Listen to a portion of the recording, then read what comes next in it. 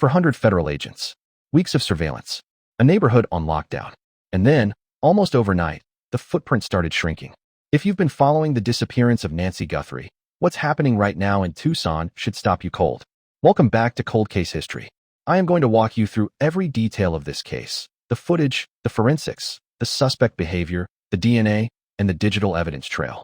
If you are new here, subscribe now and hit the notification bell. We cover every update on cases like this one the moment they break. And trust me, this one is not finished breaking yet. Let's begin at the beginning. The Pima County Sheriff's Department has issued a statement, and while the language is carefully measured, what it signals is significant.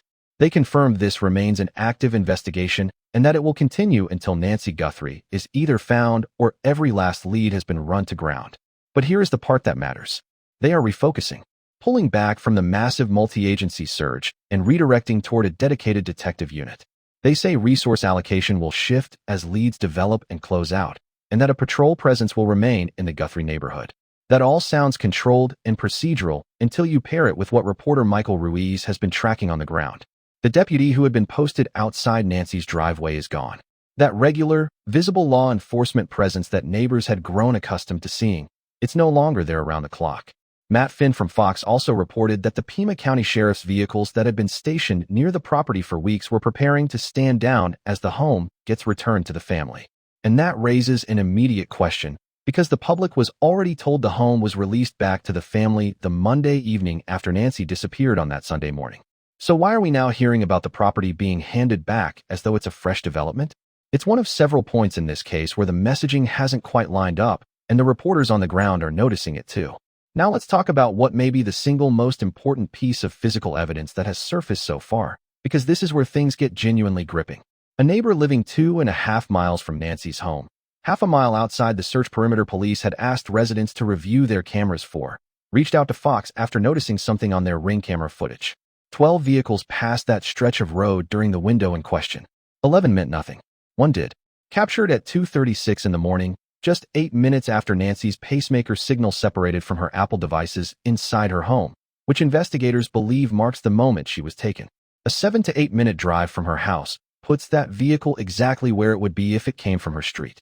Former FBI Special Agent Maureen O'Connell called it a potential deal breaker. She was visibly moved watching the clip, even through the darkness and the brief flash of headlights. Then an FBI source told TMZ the lead was cold. Dead end. Move on.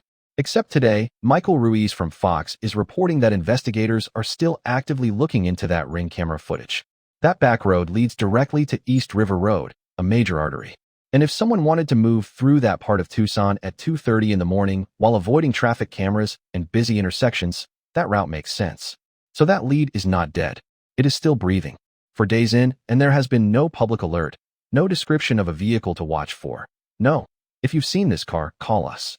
That silence either means they know more than they're saying, or they're not yet sure enough to commit. Either way, watch this space closely. Fox News has had roughly 30 reporters on the ground in Tucson covering this story, and it shows in the depth of their reporting. Max Gordon broke something this week that deserves real attention. He interviewed Luke Daly and his mother, Mary Chapman Daly, after their home was raided by law enforcement on February 13th in connection with the Guthrie investigation. Neither was arrested. And in a detail that is hard to explain, their attorney has been unable to obtain a copy of the search warrant. That warrant is sealed, just like the warrant used when Nancy's own car was towed. Megyn Kelly's team tried to access that one and was flatly denied. Mary Chapman Daly told Arizona Family reporter Brianna Whitney that officers were inside her home for 6 hours. She sat in a SWAT vehicle the entire time while they went room to room, breaking open locked doors to check what was behind them. She said she had no idea why they were there, assumed it might be because of her proximity to the neighborhood, and told them she would cooperate with anything that might help find Nancy. She had no idea the search was also connected to her son. Luke Daly sat down and spoke clearly. He says he is not the masked figure seen in surveillance footage near Nancy's home. He described being followed by 2 sheriff's vehicles and pulled over at a Culver's parking lot. He was cuffed and placed in the back of a patrol car without being told why. When FBI vehicles started arriving and the task force assembled around him, he said he understood immediately what this was about and believed it would be straightforward to clear his name. But he described the questioning as feeling less like an investigation and more like an attempt to get him to say something incriminating. He told investigators where he was, offered his phone's location data, and said they had everything they needed to eliminate him. His Range Rover was towed, swabbed for DNA, and returned. His cell phone was taken. He sat with his thoughts in the back of that police car and, by his own account, spent those hours afraid he was being set up. If you're still here, subscribe, because cases like this only work when people stay. And tell us where you're watching from. I love seeing my global family represent. Drop your country or city in the comments. While all of this was unfolding on the ground in Tucson, something else was happening in the media ecosystem surrounding this case, something that cuts to the heart of how public perception gets shaped in real time. Ashleigh Banfield went on air with a measured but unmistakable signal that the story being told publicly was not the complete story. She did not name names. She did not make accusations. But she referenced private documents that had never been publicly discussed. Documents, she said, painted a far more layered picture than any headline had captured. The reaction was immediate. Supporters of the Guthrie family saw vindication. Critics demanded evidence. And one question rose above all the noise. If the accepted version of events is incomplete, then what are we actually dealing with? What followed over subsequent nights was a methodical unpacking of how this narrative had spread. Statements that shifted. Timelines with gaps. Claims that circulated widely and then quietly disappeared without correction. Banfield raised the possibility that some of the most viral content surrounding this case had not spread organically. Analytics pointed to coordinated amplification. Certain posts boosted at unusual rates, accelerating past what normal engagement would produce. That changes the nature of the story. Because if the controversy was manufactured or at least assisted, the question stops being about guilt and starts being about motive. Who benefits from the confusion? Who gains when a family name becomes synonymous with suspicion before any facts are verified? A legal analyst put it plainly. There is a meaningful difference between suspicion and substantiated evidence, and a great deal of what is circulated publicly falls into only one of those categories. That framing matters because once a narrative reaches critical mass online, facts rarely catch up. Screenshots outlive corrections. Headlines persist without context.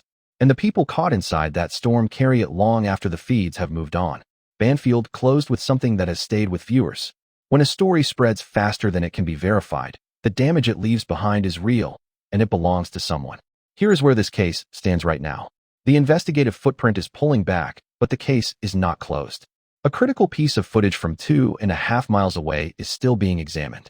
A young man who was raided, detained, and had his vehicle seized has not been charged, and says he has nothing to do with any of this. A family is living inside a narrative that may have been shaped as much by amplification as by evidence. And Nancy Guthrie has not been found. If this case matters to you, and it should, do not let it fall out of your feed. Subscribe to Cold Case History right now so you don't miss a single update. Hit that notification bell because when something breaks on this case, and it will break, you need to be the first to know. Share this video with someone who has been following the Guthrie story. Drop your country and city in the comments below so the world can see how many people are demanding answers for Nancy. And if you want to go deeper right now, our last video is linked right here. The story is not over. Nancy deserves better than silence. Stay with us.